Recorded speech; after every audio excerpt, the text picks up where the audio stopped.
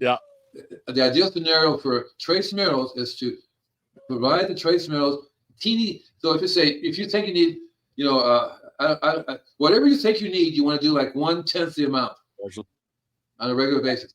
So if you think I need more calcium, more iron. First of all, I wouldn't be concentrating buying calcium, buying iron, buying magnesium, buying.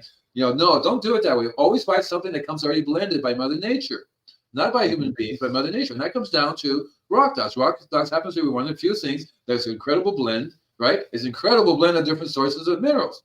Yeah. And then if you get a couple of different sources of rock dust, you're going to get even better blend.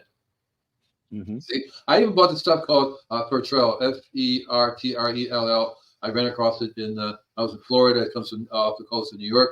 And basically take rock dust, eggshells, a bunch of other different types of rock minerals, put them together, right. green sand, and that is their product. It's a very good product if you don't have the time to buy all these things. And you'll find that alone, you're probably going to get 90 trace minerals in there. And even that, you're still going to be missing the 6 exotic. They're called exotic because the earth has a very unique way of making them, and they're not easily found.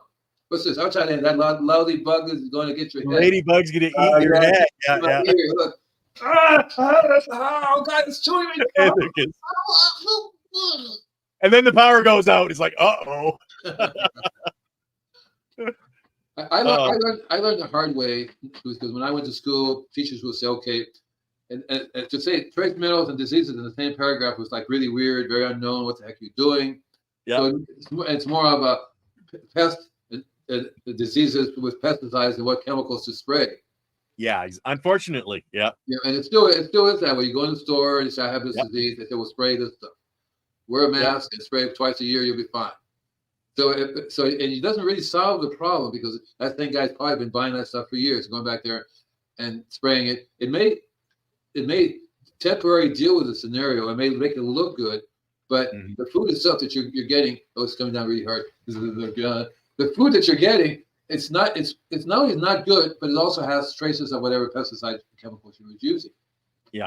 And that's a problem too. Yeah, one of the things I tell people is the greater the pest, the greater the disease or the pest. The greater the stress, the greater the pest. Yeah, and that's understandable, really. So that's one of the keys too. So you can be feeding everything properly, have all the trace minerals you need, but if that plant's super stressed out, how does the plant get stressed out? Well, you either planted it in the wrong place, right? You're giving it too much water. You're giving it not enough water. You're feeding it the wrong kind of food. You're probably giving it some kind of high nitrogen fertilizer, which is really stressing the heck out of it. You're not playing the right kind of music to it because Beethoven is not going to do it all the time. Little Grateful Dead will help, Get some rock in there, man.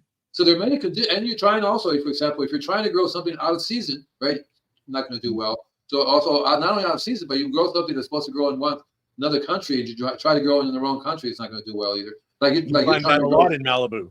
Right. So there are lots of other conditions that can cause stress. Yeah.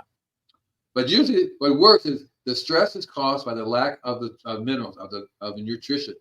Okay, so it's bad enough that you get your nutritional deficiency, but with the trace mineral deficiency causes the nutritional deficiency because you could be eating all you want to of whatever you think you're eating, and the food does not have the trace minerals in there. So your body is putting on more and more work to process the food, and it's looking for the needle in the hay. It's like, I don't see it here, guys. We don't have a needle. We can't finish the soup. No malignium. Where's the malignium?